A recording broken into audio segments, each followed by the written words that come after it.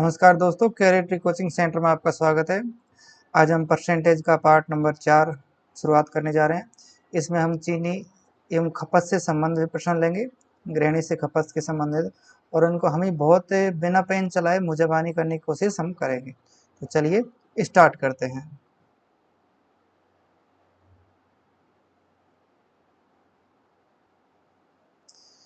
इसका पहले कॉन्सेप्ट समझ लेते हैं दोस्तों।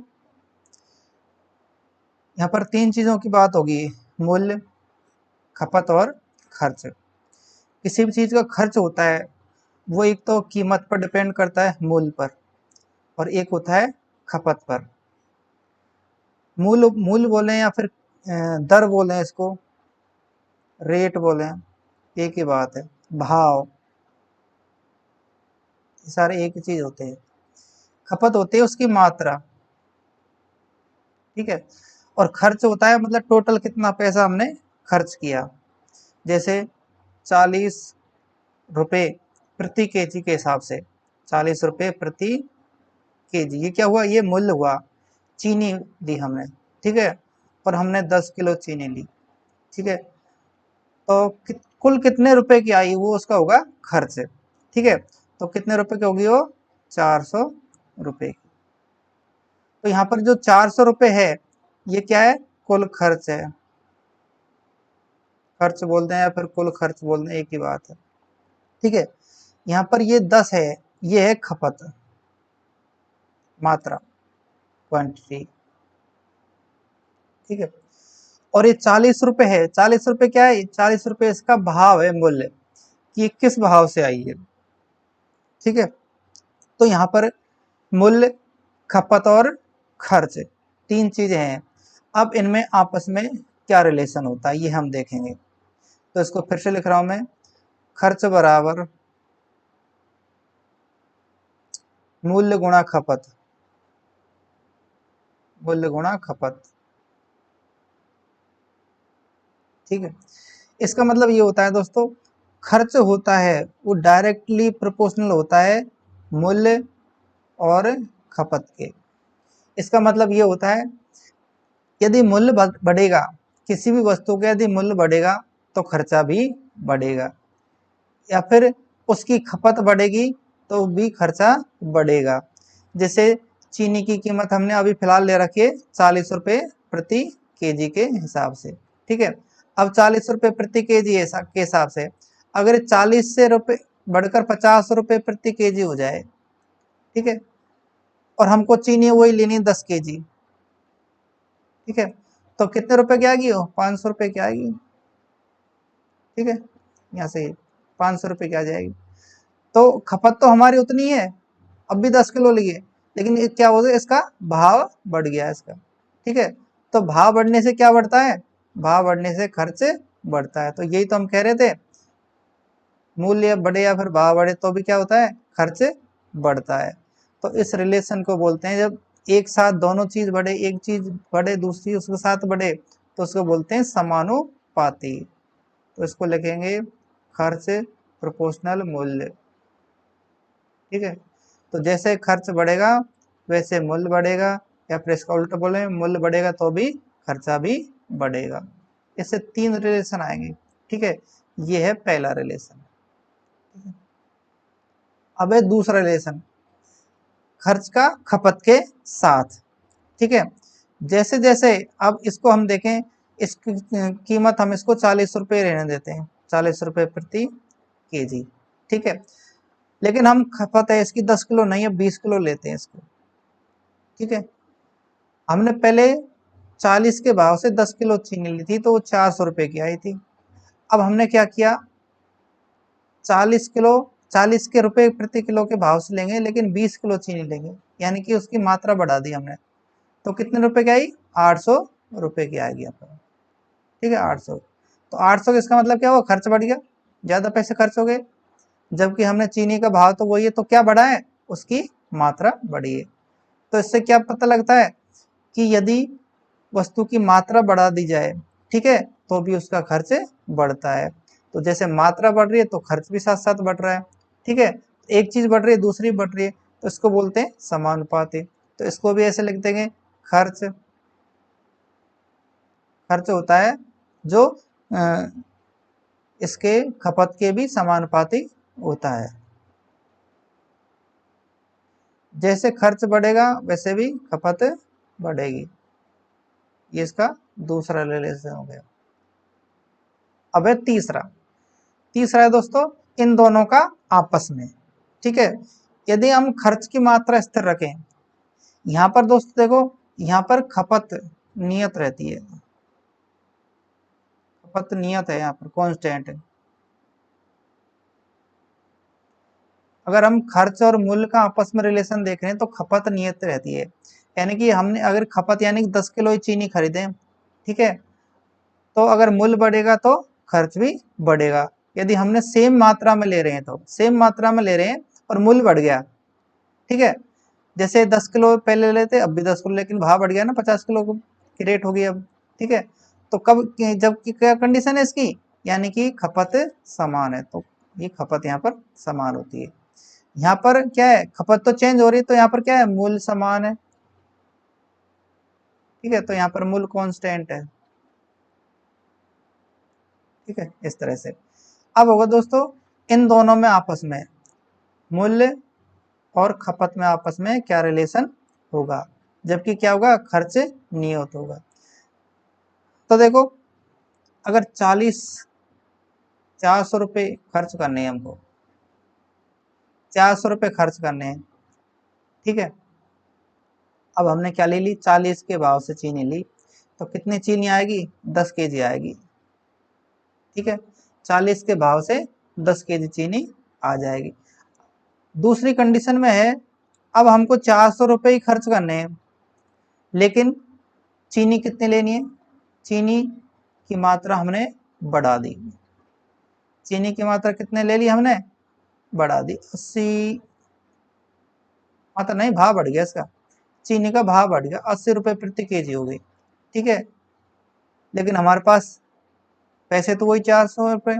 ठीक है, इसका मतलब क्या है कि हमको मूल्य, खर्च इसका बढ़ाना नहीं है, खर्च सेम रखना है, पहले भी 400 था और अब भी 400 है। पहले 400 रुपये में 40 के भाव से 10 किलो चीनी आती थी, अब वही 400 रुपये ही खर्च करने हैं और चीनी का भाव हो गया 80। ठीक है, तो कितनी आएगी चीनी, कितनी आएगी, चीनी आएगी इसकी, यानी कि भाव डबल हो गया तो इसकी आधी आ जाएगी, 5 केजी। ठीक है, 5 केजी चीनी आ जाएगी। तो यहाँ पर क्या परिवर्तन हुआ, यहाँ पर भाव है जो क्या होगा, दुगना हो गया, तो इसकी मात्रा कितनी होगी, आधी होगी। ठीक है, यानी कि उल्टा हो गया रिलेशन इसका, तो इसको बोलते हैं इनवर्सली प्रोपोर्शनल, या फिर बोलते हैं व्युत क्रमानुपात। ठीक है, तो यहाँ पर इसका रिलेशन ऐसे होता है, खपत इनवर्सली प्रोपोर्शनल, 1/, ऐसे लिखते हैं इसको। ठीक है, और ये क्या होता है, मूल्य के व्युत क्रमानुपाती। ये इसका तीसरा रिलेशन हो गया। और यहाँ पर क्या है, खर्च नियत है, यहाँ पर खर्च नियत है, इस तरह से। ठीक है, तो यहाँ पर 3 रिलेशन हो गया, खर्च मूल्य बढ़ेगा तो भी खर्च बढ़ेगा, मूल्य बढ़ेगा तो भी खर्च बढ़ेगा, मूल्य बढ़ा है यहाँ पर, ठीक है, तो खर्च भी बढ़ेगा। ये कंडीशन कब होती है, जब उसकी खपत नियत रहती है। दूसरी कंडीशन है, यदि खपत बढ़ी तो भी मूल्य बढ़ेगा, कब होता है, जब मूल्य नियत रहता है। खपत बढ़ेगी तो भी खर्च बढ़ेगा और मूल्य बढ़ेगा तो भी खर्च बढ़ेगा, यानी कि खर्च तो बढ़ेगा कौन सी कंडीशन में, या तो मूल्य बढ़े या फिर खपत बढ़े। अब खपत, खर्च तो नियत है, तो खर्च नियत है तो क्या होगा, यदि मूल्य बढ़ गया तो खपत कम हो जाएगी, खपत कम होगी तो मूल्य बढ़ जाएगा। ठीक है, ये इसके कॉन्सेप्ट थे दोस्तों। अब इसका एप्लीकेशन देखेंगे आगे के क्वेश्चनों में। इसका देते हैं फर्स्ट क्वेश्चन।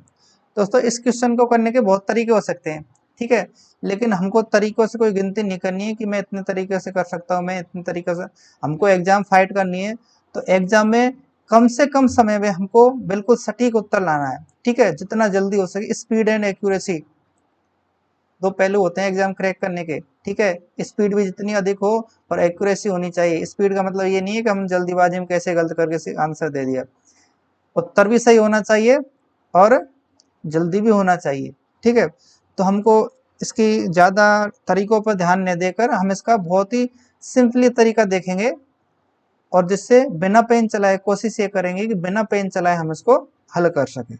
ठीक है, तो मैंने परसेंटेज में फ्रैक्शन बनाना बताया था परसेंटेज का, उसी पर आधारित ये क्वेश्चन होंगे इस तरह से। ठीक है, अब देखो इस क्वेश्चन को मैं बिल्कुल मुंहजबानी करके बता रहा हूँ मैं आपको, बाकी मैं आपको समझाऊंगा बाद में। ठीक है, मैंने आपको फ्रैक्शन बदलना बताया था परसेंटेज का। ठीक है, तो यहाँ पर 25% दे रखा है। ठीक है, तो 25% की फ्रैक्शन आपको पता होना चाहिए 1/4 होती है। ठीक है, और दोस्तों मैंने आपको ये भी बताया था पहले कि 1/4 की कमी और वृद्धि को फ्रैक्शन के रूप में कैसे लिखते हैं। ठीक है, जैसे 1/4 की कमी हो गई, ठीक है, तो इसके रेस्पेक्ट में वृद्धि कितनी होगी, ये मैंने आपको पहले बताया था। जैसे 25% है, ठीक है, 25% है, इसको मैं करके बताता हूँ। 25% की कमी है, ठीक है, तो 25% की भिन्न होती है 1/4। ठीक है, तो दोस्तों कमी है, कमी दे रखी है तो क्या पूछेगा, वृद्धि पूछेगा, वृद्धि दे रखी है तो कमी पूछेगा।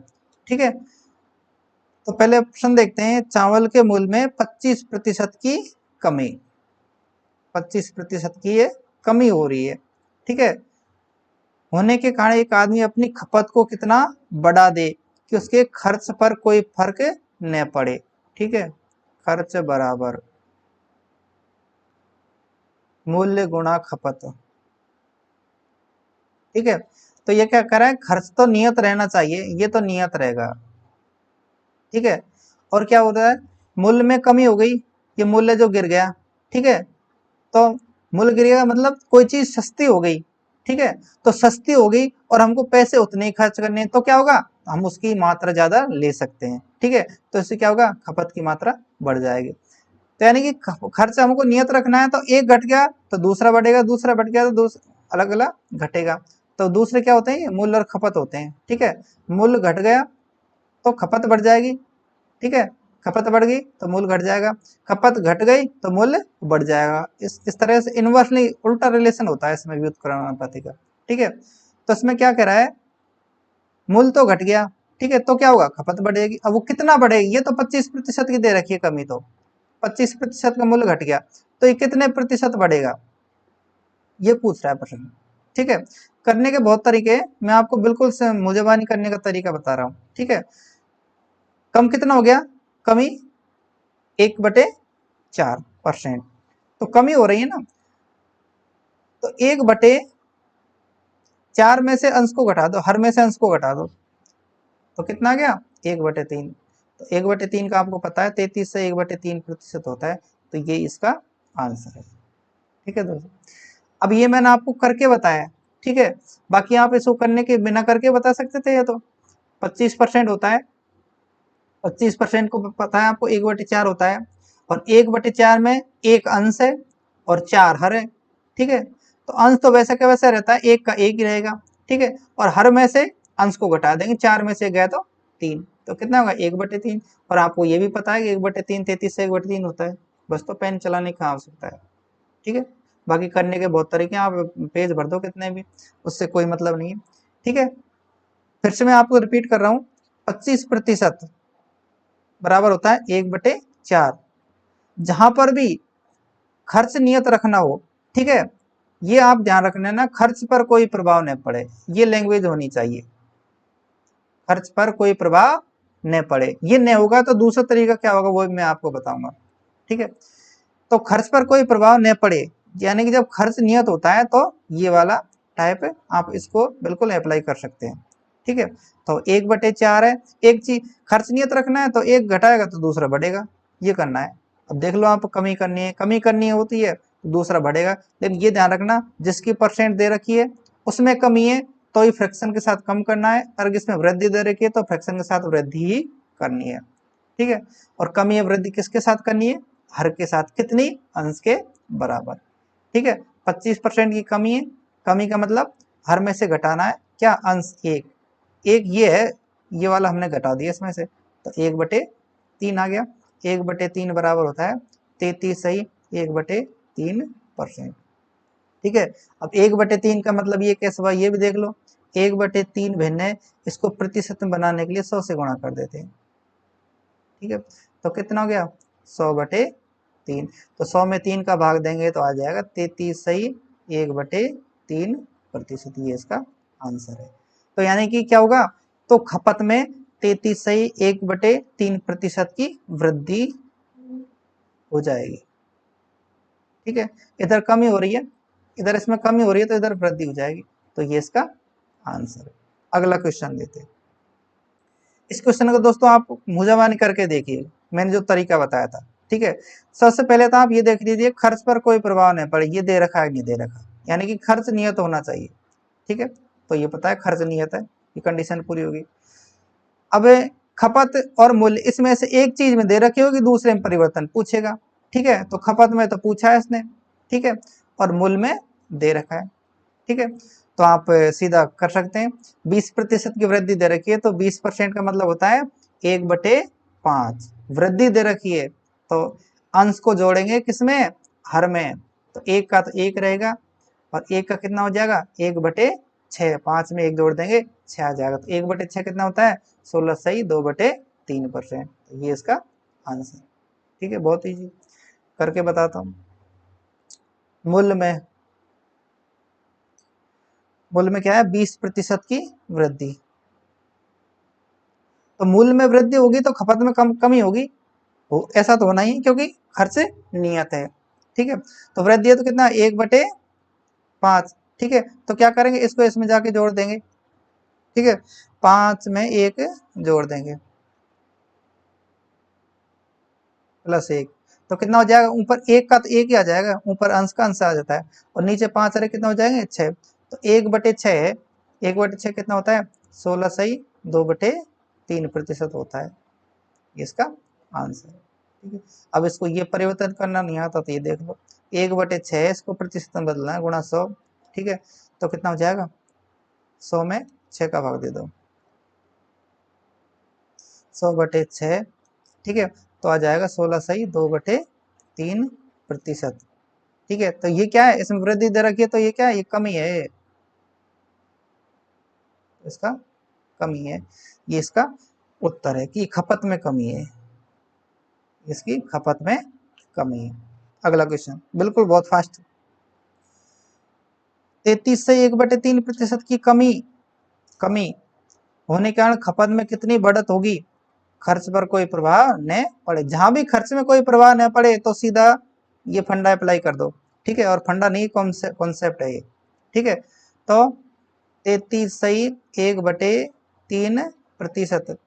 ठीक है, तो क्या है इसकी भिन्न बनाओ 1/3 होती है। ठीक है, पता है ना आपको 1/3 होती है। 33 से 1/3% को लिखते हैं 1/3 भिन्न के रूप में। ये आपको वीडियो आप ऊपर जाके देख सकते हैं, ऊपर आई बटन पे, उसमें मैंने बेसिक परसेंटेज के चैप्टर खड़ा रखा है, उसमें आप फ्रैक्शन को परसेंटेज में, परसेंट को फ्रैक्शन में कैसे बदलेंगे आपको ऊपर आके देख सकते हैं। ठीक है, तो 1/3 है, कमी है, कमी का मतलब अंश को हर में से घटाना है, माइनस के 1 बराबर 1/2। तो 1/2 कितना होता है 50% के बराबर, तो आंसर। ठीक है, 50% ये इसका आंसर हो गया। ठीक है, 50% क्या है, वृद्धि है। 50% की वृद्धि किस में है, खपत में। ठीक है, आंसर। नेक्स्ट, एक संख्या को, ये सारे क्वेश्चन इस तरह से होते हैं, चाहे खपत वाले हो चाहे कोई संख्या से वृद्धि वाले हो। एक में वृद्धि दे रखी है, दूसरे में पूछेगा। ठीक है, एक संख्या को 33 सही 1/3% बढ़ा दिया जाए। ठीक है, उसमें कितने प्रतिशत की कमी की जाए कि पहले वाली संख्या प्राप्त हो जाए। ठीक है, ये भी दोस्तों उसी क्वेश्चन पर आधारित है। ठीक है, पहले वाली संख्या प्राप्त हो जाए। ठीक है, दो संख्याएं हैं, एक संख्या को उतना बढ़ा दिया है, दूसरे में उतनी कमी कर दिया है। एक संख्या है, ठीक है, ये संख्या है, इसमें पहले तो बढ़ा दिया और फिर दोबारा से कमी कर दी, है ना, तो संख्या वापस पहले की जैसी आ जाएगी ना। इस तरह से, इस तरह के जो क्वेश्चन होते हैं ना वो भी इसी तरह से होते हैं। तो वहां पर तो था कि खर्च में कोई परिवर्तन न हो, खर्च पर कोई प्रभाव न पड़े। यहाँ पर क्या लैंग्वेज आएगी, पहले वाली संख्या प्राप्त हो जाए, यानी कि वो कांस्टेंट होगी। ठीक है, तो यहाँ पर भी वही कॉन्सेप्ट लगेगा। अगर बढ़ोतरी दे रखे तो घटोतरी पूछेगा, घटोतरी दे रखे तो बढ़ोतरी पूछेगा। तो यहाँ 33 से 1/3 से बढ़ा हुआ है ना, 33 से 1/3% की वृद्धि है यहाँ पर। ठीक है, तो वृद्धि है, तो वृद्धि 1/3, तो इसमें एक को जोड़ देंगे इसमें। ठीक है, तो कितना हो गया 1/4। तो 1/4 कितना होता है 25% के बराबर आंसर। ठीक है, तो ये वृद्धि थी। ठीक है, तो यहाँ पर क्या आ गई, ये कमी आ जाएगी इसमें आंसर, बस सीधे। अगला क्वेश्चन, आयत की लंबाई चौड़ाई के क्वेश्चन होते हैं, उनमें भी एक ये कॉन्सेप्ट अप्लाई होता है, लेकिन अप्लाई कब होता है, जब उसका क्षेत्रफल नियत हो। ठीक है, ये आता है। ठीक है, इस तरह से उसका क्षेत्रफल कांस्टेंट होना चाहिए, एल बी कांस्टेंट, लंबाई गुणा चौड़ाई, यानी कि क्षेत्रफल नियत हो। क्षेत्रफल क्या होना चाहिए, नियत होना चाहिए। ठीक है, तो हम ये तरीका अप्लाई कर सकते हैं। ठीक है, तो यहाँ पर भी क्या दे रखा है, एक आयत की लंबाई को 25% कम कर दिया गया है। लंबाई क्या कर दी गया है, 25% की कमी कर दी गई है। तो इसकी चौड़ाई में कितने प्रतिशत की वृद्धि की जाए, तो इसकी चौड़ाई में कितनी वृद्धि की जाए, कितने प्रतिशत वृद्धि की जाए जिसकी वजह से क्षेत्रफल पर कोई प्रभाव न पड़े। ठीक है, पहले टाइप के क्वेश्चन थे उसमें था कि खर्च पर कोई प्रभाव न पड़े, दूसरा क्वेश्चन था अलग टाइप का, उसमें था कि पहले वाली संख्या प्राप्त हो जाए, और इसमें क्या है कि क्षेत्रफल पर कोई प्रभाव न पड़े। ठीक है, इन पर सेम ही कॉन्सेप्ट लगता है सभी पर। ठीक है, तो जहां भी इस तरह का क्वेश्चन दे दे लास्ट में कि उस पर कोई प्रभाव न पड़े, ठीक है, तो सीधा ये कॉन्सेप्ट लगा दो, एक बढ़ रहा है तो दूसरा घटेगा, इस तरह से। तो यहाँ पर क्या हो रहा है, 25% कम हो रही है लंबाई, 25% कमी। ठीक है, 25% की कमी हो रही है, तो 25% कितना होता है 1/4। ठीक है, कमी है ना, एक को घटा दो इसमें से, तो कितना हो गया 1/3। तो 1/3 कितना होता है 33 सही 1/3% की वृद्धि, आंसर। ठीक है, यानी कि अगर ये 25% बढ़ा है ना, तो ये 33 से 1/3% की, ये घटाए तो ये बढ़ेगा 33 से 1/3% के बराबर, ये बढ़ जाएगा ये इस तरह से। अगर ये तो घटाए, ये घटाए तो ये इसमें वृद्धि हो जाएगी इस तरह से। ये दो, अगला क्वेश्चन, चावल के दामों में वृद्धि हो जाने के कारण एक परिवार को अपनी खपत में 10% की कमी करनी पड़ी, तो खर्च पर क्या प्रभाव पड़ेगा। अभी तक के क्वेश्चन में दोस्तों खर्च नियत था, ठीक है, और उसमें खपत में मूल्य में कमी या बढ़ी दे रखी थी। ठीक है, अब क्या होता है कि खपत और मूल्य दोनों में कमी या वृद्धि दे देगा, दोनों में देगा कुछ ना कुछ। ठीक है, और उसके बाद पूछेगा कि खर्च में क्या प्रभाव पड़ेगा, यानी कि दोनों में परिवर्तन होगा और खर्च पर क्या प्रभाव पड़ेगा। ठीक है, इसके लिए दोस्तों एक इसका रामबाण सूत्र होता है, प्रतिशत प्रभाव बोलते हैं जिसको, बोलते हैं प्रतिशत प्रभाव, प्रतिशत प्रभाव। ठीक है, ये होता है plus minus x plus minus y plus minus x y बटे 100।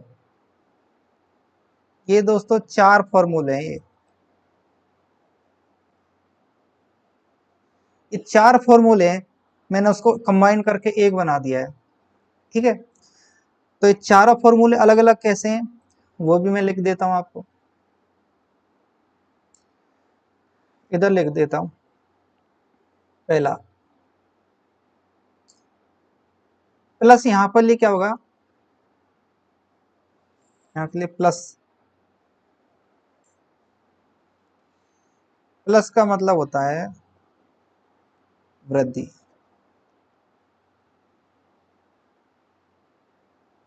प्लस किसके लिए होगा, वृद्धि के लिए। ठीक है, और माइनस किसके लिए होगा, कमी के लिए, ये आप ध्यान रखना है। प्लस वृद्धि के लिए, माइनस कमी के लिए। ठीक है, अब इसका पहला फॉर्मूला है plus x plus y plus x y बटे 100, ये पहला फॉर्मूला है। दूसरा फॉर्मूला है minus x minus y plus x y बटे 100, ये दूसरा है। तीसरा है plus x minus y minus x y बटे 100, और ये चौथा फॉर्मूला है minus x plus y minus x y बटे 100। ठीक है, अब ये फॉर्मूले बने कैसे, मैं आपको ये बता देता हूं। कोई भी दो संख्या देगा, ठीक है, यदि उसमें वृद्धि हो रही है तो प्लस होगा और कमी हो रही है तो माइनस होगा। ठीक है, अब जैसे इसी क्वेश्चन को देखते हैं, यहाँ पर इस तरह का रिलेशन होना चाहिए ऐसे क्वेश्चन में। जैसे यहाँ पर होता है खर्च, खर्च बराबर मूल्य, मूल्य गुणा खपत, इस तरह का कोई रिलेशन होना चाहिए कि दोनों में प्रोपोर्शनल का रिलेशन हो आपस में। ठीक है, यहाँ पर ये दोनों चीजें गुणा हो रही हैं और ये खर्च बन रही है। ठीक है, तो इसके साथ दोनों क्या है, प्रोपोर्शनल में, समानुपात में है। इस तरह का यहाँ पर कोई इस तरह का फिगर होना चाहिए जो ये कॉन्सेप्ट लग रहा हो, यानी कि दो चीजें मल्टीप्लाई होकर, ठीक है, लगातार, लगातार प्रतिशत प्रभाव बोलते हैं इसको। ठीक है, तो यहाँ पर जैसे एक चीज में वृद्धि हो गई, एक चीज में वृद्धि होगी, दूसरी चीज में वृद्धि हो रही है। ठीक है, अगर दोनों में वृद्धि हो रही है, ठीक है, जैसे एक में 10% वृद्धि, दूसरे में 10% वृद्धि, ठीक है, तो बोलेगा कि टोटल कितने प्रतिशत वृद्धि होगी, इस तरह का सवाल। तो दोनों अगर प्रतिशत वृद्धि होती है तो ये पहले वाला फॉर्मूला लगेगा इस तरह से। ठीक है, जैसे दोनों में प्लस प्लस है तो दोनों के लिए प्लस प्लस हो जाएगा। तो यहाँ भी इसके लिए भी ये फॉर्मूला है, और दोनों में अगर प्लस प्लस होंगे तो, जैसे यहाँ पर इसमें भी प्लस है और इसमें भी प्लस है, तो अगर दोनों प्लस प्लस के हों तो ये वाला फॉर्मूला काम आएगा। ये इसमें प्लस, दोनों संख्या में वृद्धि हो, इसमें वृद्धि और इसमें वृद्धि, तो दोनों को प्लस प्लस लगा देंगे। और दोनों के साथ अगर प्लस प्लस है तो प्लस और प्लस क्या होता है, प्लस ही होता है, तो यहाँ पर भी ये प्लस आएगा और दोनों संख्याओं का यहाँ पर गुणनफल हो जाएगा और नीचे 100 आ जाएगा। अब अगली दोनों में कमी हो जाए, जैसे एक में 10% कमी और दूसरे में 10% कमी, तो कुल कितनी कमी हो जाएगी, तो माइनस के साथ 10 लिखेंगे, यहाँ भी माइनस के साथ 10 लिखेंगे, और माइनस इन दोनों का मल्टीप्लाई क्या होता है, प्लस होता है, तो वो भी यहाँ पे प्लस लिखेंगे। ठीक है, तो और यहाँ पर लिखेंगे दोनों का मल्टी एक्स वाई बटे 100। तीसरा है एक में वृद्धि दूसरे में कमी। ठीक है, तो वृद्धि वाली यहाँ पर है प्लस के 10 और यहाँ पर माइनस के 10, एग्जाम्पल के रूप में ले रहा हूँ मैं। ठीक है, और यहाँ पर आ जाएगा माइनस, क्योंकि प्लस और माइनस इन दोनों का मल्टीप्लाई यहाँ पर आता है, और एक्स वाई बटे 100। फर्स्ट में वृद्धि हो जाए, बाद में कमी हो जाए, फिर वृद्धि हो जाए, तो भी इस तरह का माइनस और प्लस दोनों का माइनस प्लस क्या हो जाएगा, माइनस हो जाएगा, और एक्स वाई बटे 100 इस तरह। अब ये क्वेश्चन अप्लाई करके देखते हैं। यहाँ पर 20% की वृद्धि हो रही है, यहाँ पर 20% की वृद्धि हो जाने के कारण एक परिवार अपनी खपत में 10% की कमी, यानी कि दामों में वृद्धि, यहाँ पे 20% की वृद्धि है। ठीक है, और यहाँ क्या है, यहाँ 10% की कमी है। मूल्य में तो 20% की वृद्धि होगी और खपत में 10% की कमी होगी, तो इस पर क्या प्रभाव पड़ेगा, ये पूछ रहा है प्रश्न। ठीक है, तो हम लगाएंगे प्रतिशत प्रभाव। ठीक है, तो देखिए कैसे लगाते हैं। एक संख्या में मूल्य और खपत दोनों, मूल्य में तो क्या हो रही है, वृद्धि, तो वृद्धि के साथ प्लस के 20। ठीक है, आगे क्या है, कमी हो रही, कमी के लिए माइनस के 10% कमी हो रही है ना। अब ये प्लस और माइनस, प्लस और माइनस क्या होता है, माइनस का चिन्ह लगा दो। फिर क्या करना, इन दोनों का गुणनफल, तो यहाँ पर कौन सा लग रहा है, ये वाला सूत्र लग रहा है।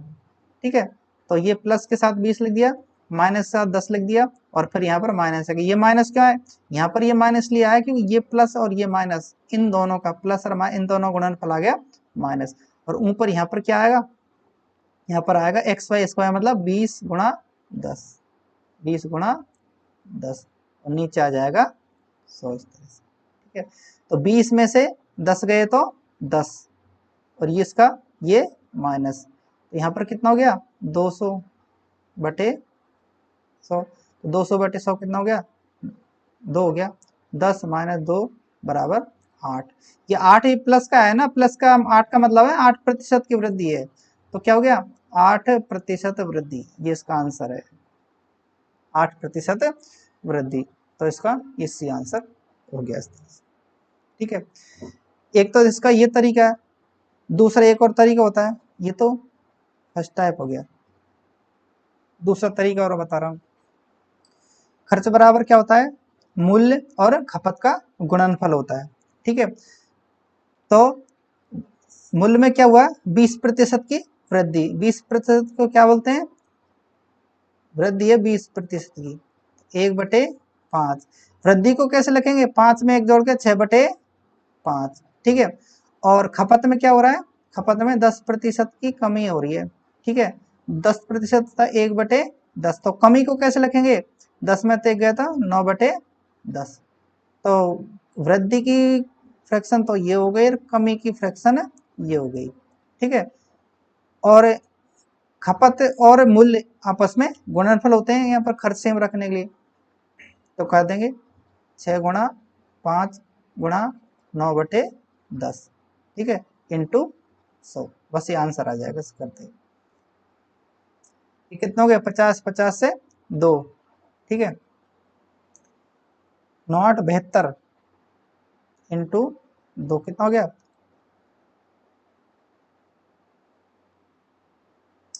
9 6 के 54 इंटू 2 कितना हो गया 108।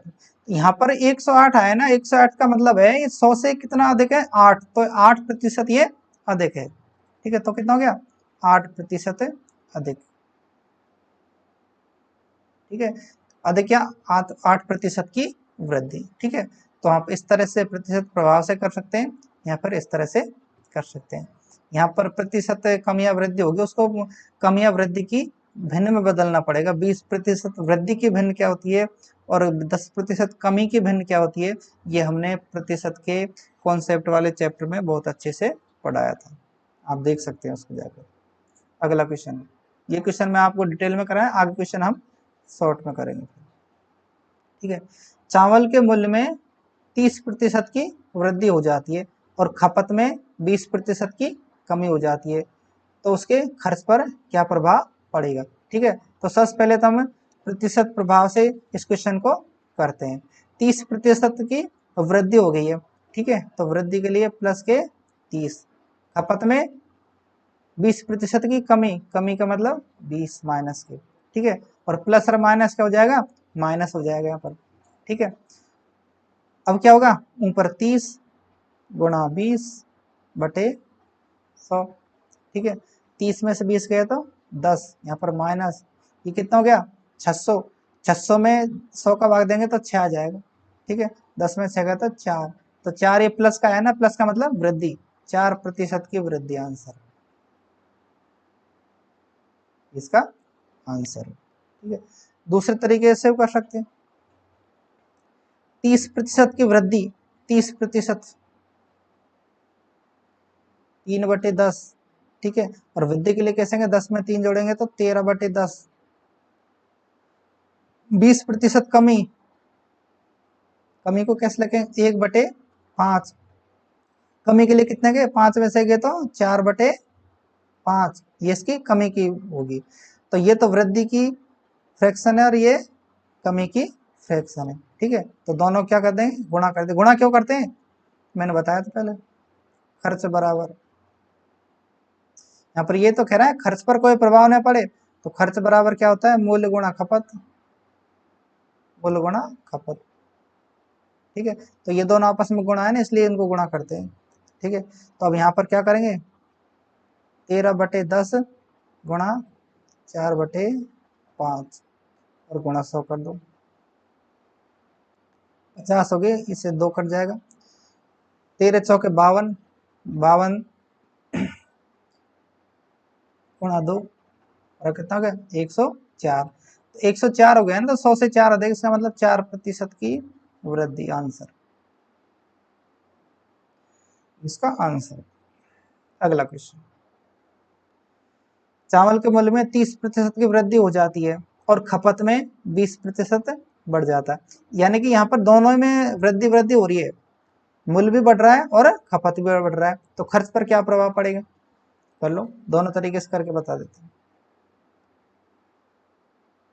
प्लस के 30 प्लस के 20 प्लस, यहाँ भी प्लस आएगा क्योंकि दोनों प्लस प्लस प्लस ही होता है, 30 गुणा 20/100, ठीक है, 30 और 20 50 प्लस ये 600 हो जाएगा, 600 में 100 का भाग देंगे तो 6, ठीक है, तो कितना हो गया 56% की, ये क्या आ जाएगी वृद्धि आ जाएगी आंसर। एक तरीका तो ये हो गया, दूसरा तरीका देख लो,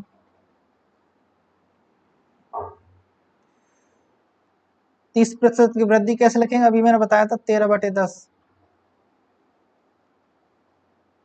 इंटू 20% की वृद्धि बढ़ जाता है वृद्धि, तो 1/5, 5 में 1 जोड़ेंगे तो 6/5 और गुणा 100, ये 250, 2 बार कट गया,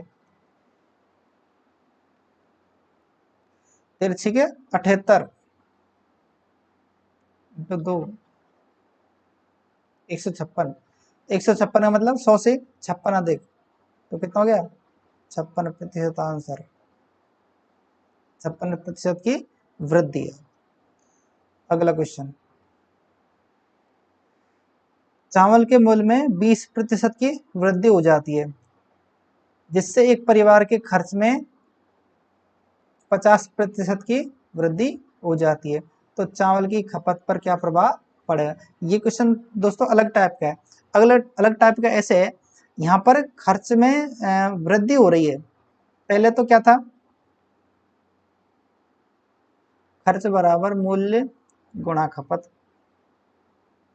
ठीक है, पहले तो ये क्या नियत था, इन्हीं में दोनों कमी वृद्धि हो रही थी, ठीक है, अब क्या करा है इसमें खर्च में वृद्धि हो रही है, तो अब क्या करा है कि मूल्य में वृद्धि होगी 20% की, तो 20% की तो यहाँ वृद्धि होगी, ठीक है, और यहाँ कितने होगी 50% की, यहाँ होगी 50% की, यहाँ होगी, ठीक है, तो ये कह रहा है कि इसमें खपत में कितने प्रतिशत की वृद्धि हुई, ये पूछ रहा है, ठीक है, तो इस वाले क्वेश्चन करने के तरीके भी मैं आपको बता रहा हूँ। यहाँ पर देखो खपत में पूछा है ना, खपत में, तो इससे हम खपत का फॉर्मूला निकाल सकते हैं, तो खपत क्या हो जाएगी, खपत बराबर मूल्य खर्च गुणा मूल्य, खर्च गुणा मूल्य, खर्च गुणा मूल्य, सॉरी खपत बराबर होता है खर्च बटे मूल्य, खर्च बटे मूल्य,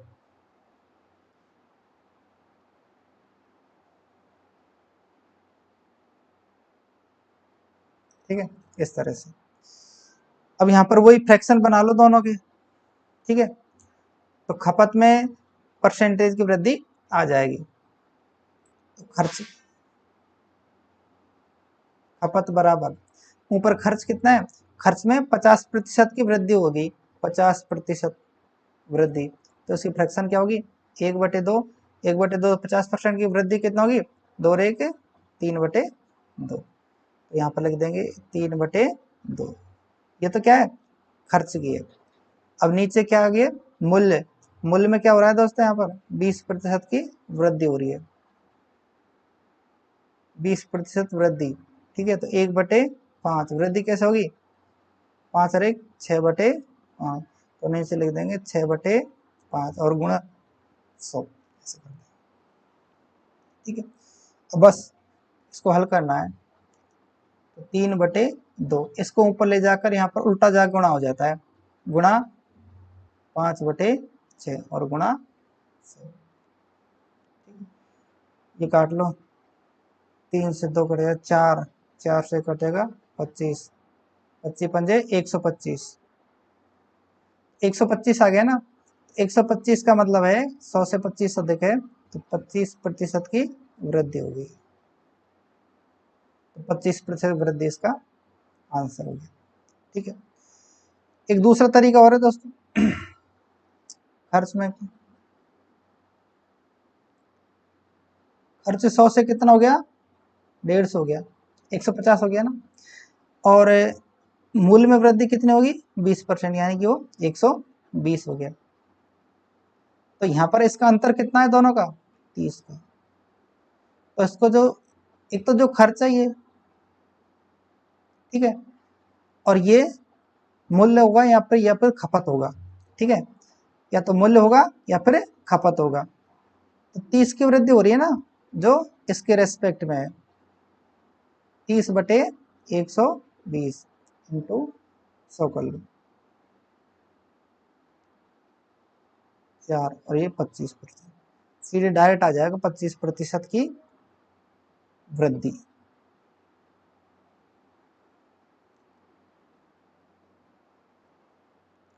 अगला क्वेश्चन देखो, सेम इसी तरह का क्वेश्चन है। 20 चावल के मूल्य में 20% की वृद्धि हो जाने के कारण उसके खर्च में 10% की कमी हो जाती है। ठीक है, तो उसकी खपत पर क्या प्रभाव पड़ेगा। तो खपत बराबर क्या होता है, खर्च